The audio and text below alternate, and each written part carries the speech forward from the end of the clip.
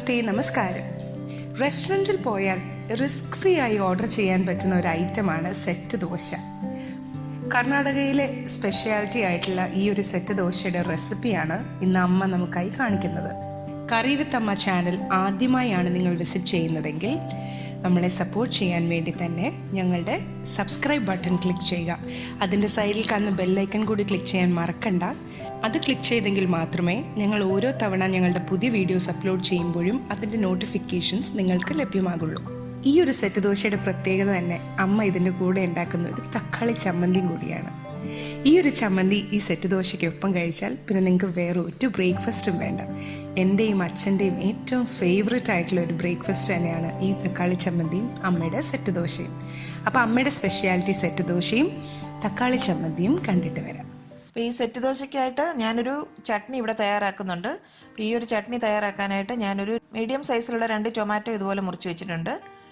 ഒരു 2 സബോള അതും ഇതുപോലെ കട്ട് ചെയ്ത് വെച്ചിട്ടുണ്ട്. ഒരു 2-3 തണ്ട് കറിവേപ്പില, ഒരു 3 വറ്റൽമുളക്, ഒരു 3 പച്ചമുളക്, ഉപ്പ് ആവശ്യത്തിന് വേണം, കായത്തിൻ്റെ പൊടി ഒരു 1/4 ടീസ്പൂണ്, 2 ടീസ്പൂൺ ഉഴുന്ന് പരിപ്പ്, പിന്നെ കടുക് വറുക്കാനായിട്ട് 2 തണ്ട് കറിവേപ്പില, 1 ടീസ്പൂൺ കടുക്, 2 വറ്റൽമുളക്, പിന്നെ ആവശ്യത്തിന് വെളിച്ചെണ്ണ. ഇത്ര ഇൻഗ്രീഡിയൻസ് ആണ് നമുക്ക് ഈ ഒരു ചട്നി തയ്യാറാക്കാനായിട്ട് ആവശ്യമുള്ളത്. ആദ്യം തന്നെ ഞാനൊരു പാൻ അടുപ്പി വെച്ചു. അതിലേക്ക് 1 ടീസ്പൂൺ ഉഴുന്ന് പരിപ്പ് ചേർത്ത് ഒന്ന് നല്ലവണ്ണം വറുത്തെടുക്കണം. അതിനുശേഷം അത് മിക്സിയുടെ ആ ഒരു ഡ്രൈ ഗ്രൈൻഡറിലേക്ക് അങ്ങ് മാറ്റി വെക്കാം. ഇനി അതേ പാനിലേക്ക് ഒരു 2 ടേബിൾ സ്പൂൺ വെളിച്ചെണ്ണ ചേർത്ത് കൊടുക്കാം. എണ്ണ നല്ലവണ്ണം ചൂടായി വന്നാൽ അതിലേക്ക് ആ സബോളയും കറിവേപ്പിലയും കൂടെ അങ്ങ് ചേർത്ത് കൊടുക്കാം. ഇതൊന്നങ്ങ് വഴറ്റിയെടുക്കണം. കൂടുതലായിട്ട് വഴറ്റേണ്ട ആവശ്യമില്ല, എന്നാൽ ഒന്ന് നല്ലവണ്ണം ഒന്ന് ട്രാൻസ്പാരൻ്റ് ആയി വരണം. കുറച്ച് ഉപ്പും കൂടെ നമുക്ക് അതിലേക്ക് ചേർത്ത് കൊടുക്കാം. പെട്ടെന്ന് തന്നെ നമ്മുടെ സബോള അങ്ങ് വഴറ്റി കിട്ടും. ഒന്നങ്ങ് വഴറ്റി വന്നാൽ അതിലേക്ക് ആ പച്ചമുളകും വറ്റൽമുളകും കൂടെ അങ്ങ് ചേർത്ത് കൊടുക്കണം. നന്നായിട്ട് അങ്ങ് ഇളക്കി കൊടുക്കുക. ഞാനിപ്പോൾ ഈ ഒരു ചട്നിയിൽ ഇഞ്ചിയൊന്നും ചേർക്കുന്നില്ല. പെട്ടെന്ന് തന്നെ നമുക്ക് ഈ സെറ്റ് ദോശയുടെ കൂടെ തയ്യാറാക്കി എടുക്കാവുന്ന ഒരു ചട്നിയാണ് ഇവിടെ കാണിക്കുന്നത്. സെറ്റ് ദോശയുടെ കൂടെ നല്ലൊരു കോമ്പിനേഷനാണ്. ശരിക്കുള്ള ടൊമാറ്റോ ചട്നിയുടെ റെസിപ്പി ഞാൻ വേറെ ഇടാം. ഇതിപ്പോൾ പെട്ടെന്ന് ഞാൻ പറഞ്ഞല്ലോ, സിമ്പിളായിട്ട് നമുക്ക് ചെയ്തെടുക്കാവുന്ന ഒരു ചട്നിയാണ് കാണിക്കുന്നത്. സെറ്റ് ദോശയൊക്കെ വീട്ടിൽ തയ്യാറാക്കുമ്പോൾ ഞാൻ ഉണ്ടാക്കാറുള്ള ഒരു ചട്നിയാണിത്. ഇപ്പോൾ ആ ഉള്ളിയും മുളകും എല്ലാം ഒരുമാതിരി നല്ലവണ്ണം വഴഞ്ഞ് വന്നിട്ടുണ്ട്. ഇനി അതിലേക്ക് നമുക്ക് ആ ടൊമാറ്റോ അങ്ങ് ചേർത്ത് കൊടുക്കാം. വീണ്ടും നല്ലവണ്ണം ഒന്ന് ഇളക്കി കൊടുക്കുക. ഇപ്പോൾ ടൊമാറ്റോയും ഒക്കെ നല്ലവണ്ണം ഒന്ന് വഴഞ്ഞ് വന്നിട്ടുണ്ട്. ഇത്രയും വഴണ്ടാൽ മതി, നമ്മൾ കൂടുതലായിട്ട് വഴറ്റേണ്ട ആവശ്യമില്ല ഈ ഒരു ചട്നിക്ക്. നമുക്ക് ഫ്ലെയിം അങ്ങ് ഓഫ് ചെയ്യാം. ഇനി ഇതൊന്ന് ആറാനായിട്ട് വെക്കാം. ആറിയതിന് ശേഷം നമ്മുടെ മിക്സിയുടെ ജാറിൽ ഉഴുന്നുപരിപ്പ് ചേർത്ത് വെച്ചിട്ടുണ്ട്. അതിലേക്ക് ഈ കൂട്ടും കൂടി ഇട്ടിട്ട് ഒന്നങ്ങ് അരച്ചെടുക്കണം. കൂടുതൽ അങ്ങ് ഫൈൻ പേസ്റ്റായിട്ടൊന്നും അരയ്ക്കേണ്ട ആവശ്യമില്ല, എന്നാൽ നല്ലവണ്ണം ഒന്ന് അരച്ചെടുക്കണം. ഇപ്പം നമ്മൾ ആ ചട്നി നല്ലവണ്ണം ഇതുപോലെ അരച്ചെടുത്തിട്ടുണ്ട്. ഇത് നമുക്കൊരു പാത്രത്തിലേക്ക് അങ്ങ് മാറ്റാം. ഇനി വേറൊരു പാൻ ഞാൻ അടുപ്പി വെച്ചു. അതിലേക്ക് ഒരു ടേബിൾ സ്പൂൺ വെളിച്ചെണ്ണ അങ്ങ് ചേർത്ത് കൊടുക്കാം. എണ്ണ ചൂടായാൽ അതിലേക്ക് 1 ടീസ്പൂൺ കടുക് കൂടെ ചേർത്ത് കൊടുക്കാം. കടുക് ഒന്നങ്ങ് പൊട്ടി വന്നാൽ അതിലേക്ക് വറ്റൽമുളക് ചേർത്ത് കൊടുക്കാം. ഇനി നമ്മൾ എടുത്ത് വെച്ചിരുന്ന 1 ടീസ്പൂൺ ഉഴുന്ന് പരിപ്പ് ഇതിലേക്ക് ചേർത്ത് കൊടുക്കാം. ആ ഉഴുന്ന് നല്ലവണ്ണം ഒന്ന് മൂത്ത് വന്നാൽ അതിലേക്ക് കറിവേപ്പിലയും കൂടെ ചേർക്കണം. നമ്മൾ ആ കായത്തിൻ്റെ പൊടിയുണ്ടല്ലോ, അതും കൂടി ഇതിലേക്ക് ഈ സമയത്ത് അങ്ങ് ചേർത്ത് കൊടുക്കാം. ഫ്ലെയിം അങ്ങ് ഓഫ് ചെയ്യാം. കായത്തിൻ്റെ പൊടിയൊക്കെ ആ ഒരു ചൂടിലിരുന്ന് നല്ലവണ്ണം മൂത്ത് കിട്ടും. ഇത് ചൂടോടുകൂടി തന്നെ ആ ചട്നിയുടെ പുറത്തേക്ക് അങ്ങ് ഒഴിച്ചു കൊടുക്കാം. അപ്പം നമ്മുടെ സെറ്റ് ദോശയ്ക്ക് വേണ്ടിയിട്ടുള്ള ഈ ഒരു ചട്നി റെഡി ആയിട്ടുണ്ട്. നമുക്കിതങ്ങ് മാറ്റി വെക്കാം. ഇനി നമ്മുടെ സെറ്റ് ദോശ തയ്യാറാക്കാനായിട്ട് വേണ്ട ഇൻഗ്രീഡിയൻസ് എന്തൊക്കെയാണെന്ന് നോക്കാം. അതിനായിട്ട് പച്ചരി, അതായത് ദോശയ്ക്കൊക്കെ നമ്മൾ അരയ്ക്കുന്ന സാധാ പച്ചരി ഉണ്ടല്ലോ, അത് 1 ഗ്ലാസ്സാണ് ഞാൻ എടുത്തിരിക്കുന്നത്.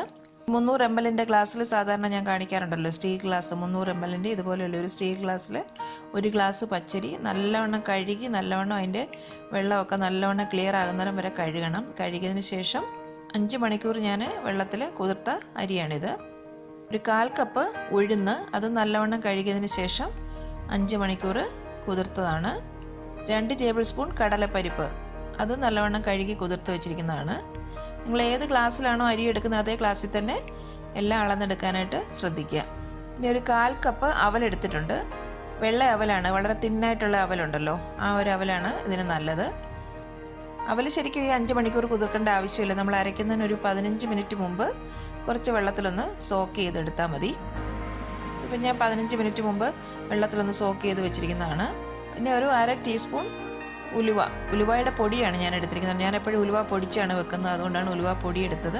നിങ്ങൾ മുഴുവനായിട്ടുള്ള ഉലുവ ആണെന്നുണ്ടെങ്കിൽ ഒരു ടീസ്പൂണൊക്കെ എടുക്കാം. ഞാനിപ്പോൾ ഒരു 1/2 ടീസ്പൂണ് ഉലുവയുടെ പൊടിയാണ്, അതും ഇതുപോലെ വെള്ളത്തിൽ കുതിർത്ത് വെച്ചിരുന്നതാണ്.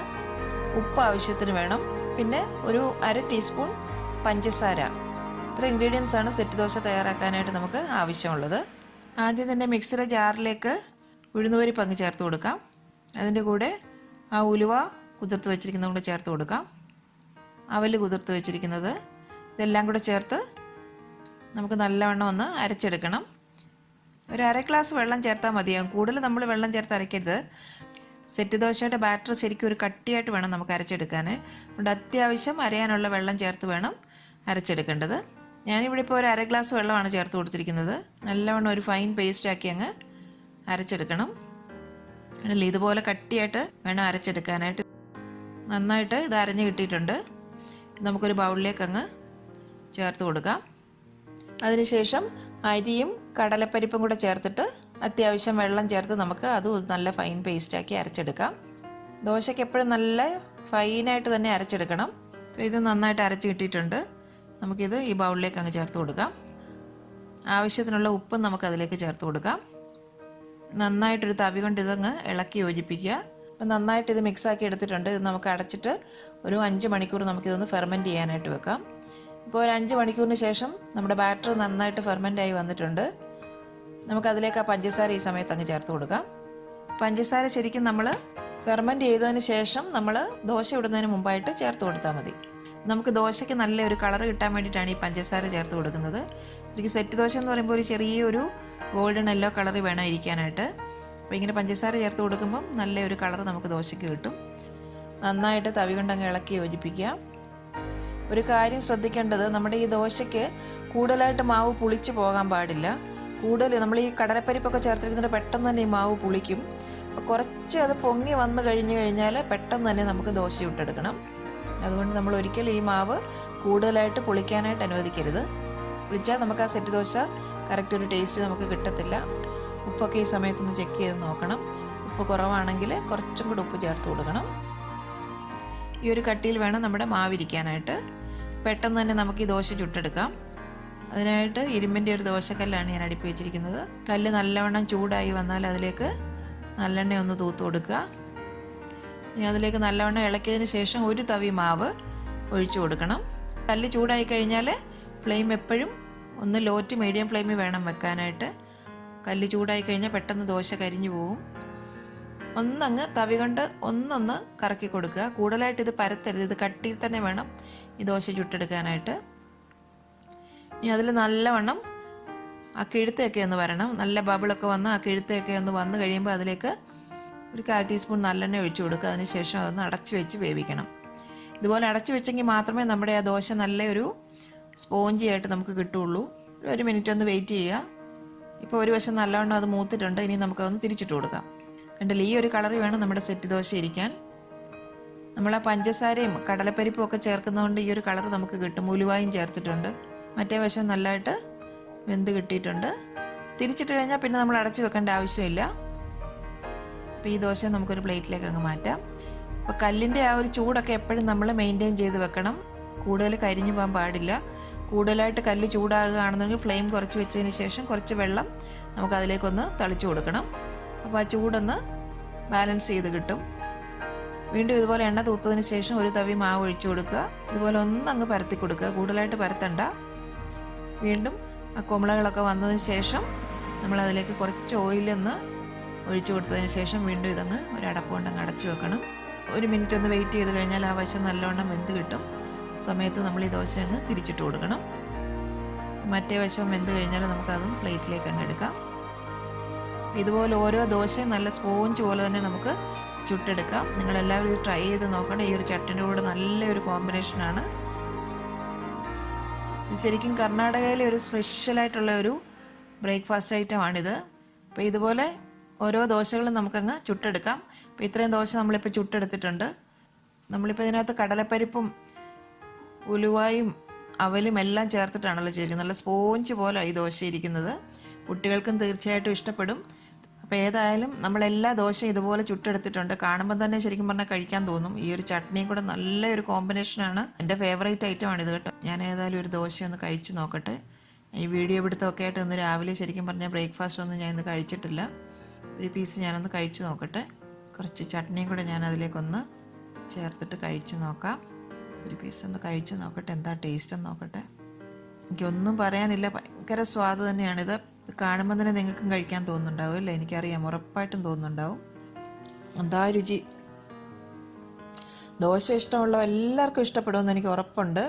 അപ്പോൾ ഈ ഒരു ചട്നിയുടെ കൂടെ നിങ്ങളിത് തീർച്ചയായിട്ടും ട്രൈ ചെയ്ത് നോക്കണം. ഞാൻ ഒരു പീസ് കഴിക്കാമെന്ന് വിചാരിച്ചാണ് വന്നത്, പക്ഷേ ശരിക്കും പറഞ്ഞാൽ നല്ല വിശപ്പുണ്ട്. തന്നെയല്ല, ഈ ഒരു ദോശ മുഴുവൻ ഞാൻ കഴിക്കുമെന്നാണ് എനിക്ക് തോന്നുന്നത്. അത്രയ്ക്ക് സ്വാദുണ്ട് ആ ചട്നിയുടെ കൂടെ. അപ്പം നിങ്ങൾ ഈ ദോശയും ഈ ചട്നിയും കൂടെ ഒന്ന് ട്രൈ ചെയ്ത് നോക്കൂ. പിന്നെ സെറ്റ് ദോശ എന്ന് പറഞ്ഞാൽ എപ്പോഴും നമ്മൾ റെസ്റ്റോറൻറ്റിലൊക്കെ കയറുമ്പോൾ അറിയാമല്ലോ, 2-3 ദോശയാണ് ഒരു പ്ലേറ്റിൽ ഒരു സെറ്റാക്കി അവർ വെക്കുന്നത്. അതിൻ്റെ കൂടെ സാമ്പാറും ചട്നിയും ഒക്കെ കൂട്ടി നമുക്ക് കഴിക്കാം. പക്ഷെ ഞാൻ എപ്പോഴും ഉണ്ടാക്കുന്ന ഒരു ചട്നി ഇതാണ്, സെറ്റ് ദോശയിലൂടെ. അതുകൊണ്ടാണ് ഇത് നിങ്ങളുമായിട്ട് ഷെയർ ചെയ്തത്. പെട്ടെന്ന് തന്നെ തയ്യാറാക്കി എടുക്കാവുന്ന ഒരു ചട്നിയാണ്.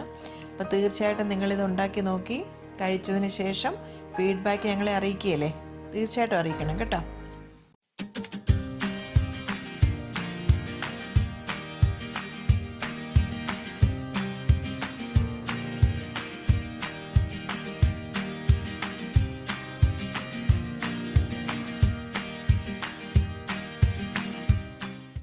കറി വിത്ത് അമ്മയിലെ അമ്മയുടെ ഇന്നത്തെ റെസിപ്പി നിങ്ങൾക്ക് ഇഷ്ടമായെന്ന് ഞങ്ങൾ പ്രതീക്ഷിക്കുന്നു.